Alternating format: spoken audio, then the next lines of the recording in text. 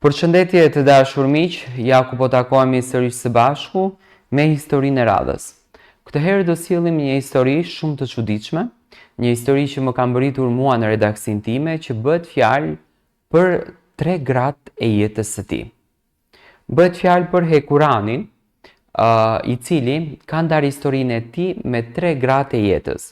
Dëgjoni me vëmendje dhe do ta kuptoni për çfarë bëhet fjalë. Hekurani është nga Tirana dhe ka dashur që të ndaj historinë e tij.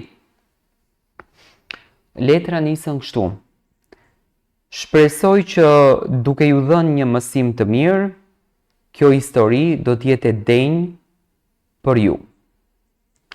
Historia që më pëlqen ta ndaj më shpesh me njerëzit që kam më afër është një histori dashurie, thotë.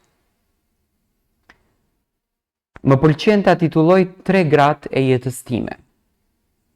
Kam lexuar diku një shprehje që shkruante: pas një burri të suksesshëm ndodhet një grua dhe pas rënimit të tij ndodhet zakonisht një grua tjetër. Por ndryshe nga historitë e tjera, e veçanta e kësaj historie qëndron tek besnikëria. Problemi qëndron tek disniveli kulturor. Ai dhe ajo që po i quaj Hekurani dhe Leonora, për të mos u bërë lëmsh. Ishin të martuar prej disa vitesh bashk dhe nga kjo martesë kishin lindur 2 fëmijë, një vajzë edhe një djalë. Martesa e tyre nuk ishte rrjedhoje një lidhje dashurie, por e një lidhje me shkuesi, siç ndodhte rëndom në ato kohë. Bëhet fjalë për shumë vite më parë. Hekurani ishte një njeri me një botë të madhe dhe me një kulturë të gjerë. Punonte si nën kolonel dhe kishte grada. Kësaj dhe shoqëria e tij që e rrethonte përbëhej nga njerëz të ngritur, por jo vetëm.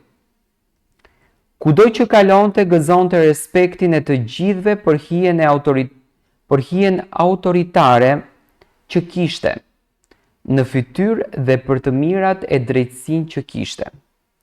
Leonora ishte gruaja e tij, e mirë dhe besnike, por vetëm kaq.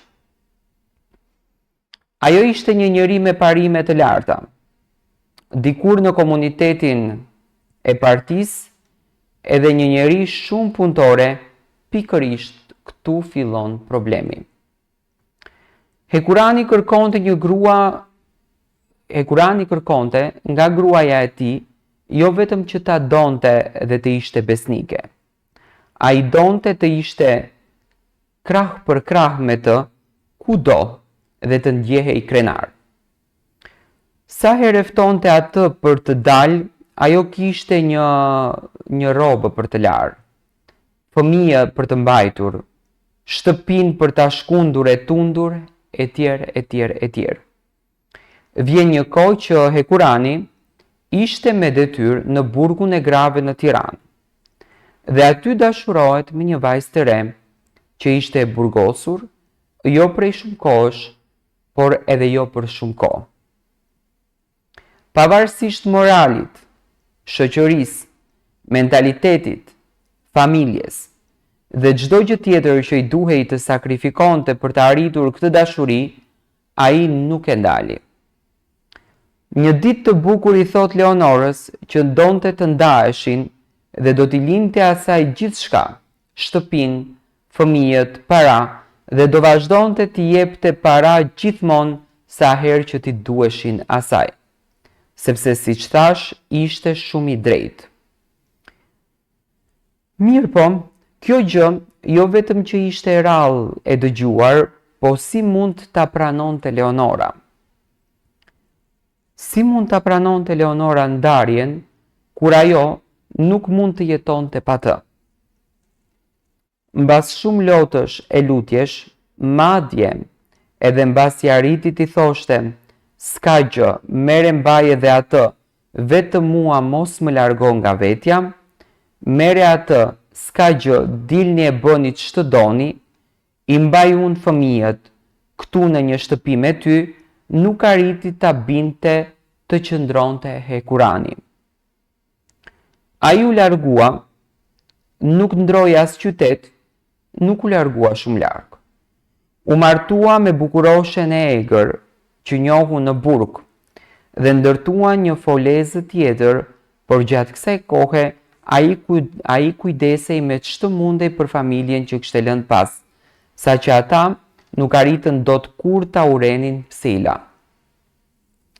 Martesa e re supozohej të ishte e bukur, një epokë e re që do të lulëzonte bashkë dashurinë, që do të jetonin si dy adoleshentë dashuruar, që vrapojnë në përshi dhe nuk e vënë re që lagen.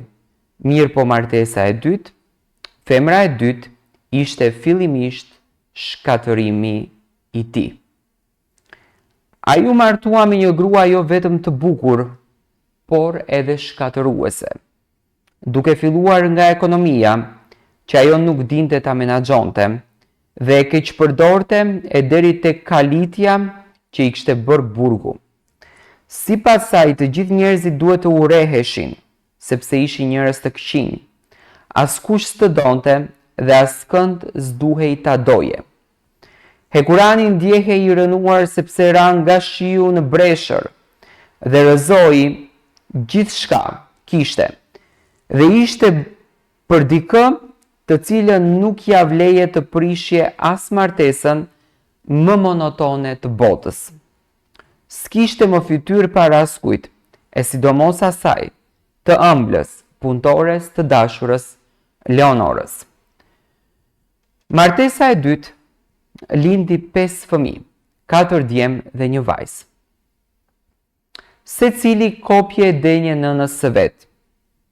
Të 6 fëmijët dhe të gruas së parë dhe të së dytës shkonin tepër mirë me njëri tjetrin dhe poriteshin bashkë. Siç thot edhe fjala e urtë popullore, u rit fëmia, u shtëpia. Me rritjen e vajzës së tij të dytë, fillon faza e tretë e degradimit. Në rolin e tij prej babai, Hekurani ishte një prind autoritar, sidomos për shkollimin e tyre dhe kulturimin. Mirëpo, ishte mamaja ajo që i kishte gjatë të gjithë ditës nën kontroll dhe jo babai. Vitet kalonin dhe fëmijët poriteshin. Vajza e tij e dytë ishte një grua e bukur dhe e mençur, por një mençuri manipuluese dhe djallëzore. Në këtë kohë Hekurani, i cili që pas divorcit kishte filluar të pinte shumë, kishte kaluar edhe një paralizë dhe kishte humbur dëgjimin. Pas gjithçkaje që i bëri, Hekurani vendos të ndahet edhe prej gruas së tij të dytë, me ndryshimin që kësaj here ai do të jetonte në të njëjtën shtëpi, por në dhoma edhe në ekonomi të ndara. Duke qenë se ishte nga ata njerëz që investonte për familje dhe kishte investuar gjithmonë për fëmijët e tij, ai priste minimalisht mbështetjen e tyre, sidomos të vajzës pikës së tij të dobët. Vajza, letëria ty si qentha dhe vrau si dinte ta vrasin vetëm bijat e përkëdhelurat të baballarëve krenar. Nuk kaloi shumë dhe ai vërtet vdiq.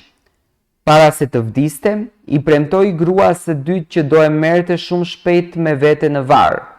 Ashtu ndodhi, mbas 3 muajsh vdiq edhe ajo. Leonora ron ende dhe tregon këtë histori duke mos harruar gjithmonë të shtoj. Nuk ka burr si Hekurani dhe nuk do të ketë kurrë. Ai ishte perfekt, fajin e kisha vetëm unë, gjynah që si ngjau asnjë nga fëmijët. Si ka mundësi që nuk të vjen për të qarë, e pyeta një ditë kur flet për të, por nuk kam më lot ma ktheu. Dashuria e saj për të ka mbetur e paprekshme, ashtu e pa konsumuar nga koha, ashtu si që la kur iku dhe s'mori kur guximin të kthehej. A e dinte ai që ajo e priste ende? Ajo ende e pret. Kur të vdes më fusni me një varr, me të thot akoma, gjysëm gjyshja e ime. Kjo është historia e Hekuranit dhe 2 grave të tij.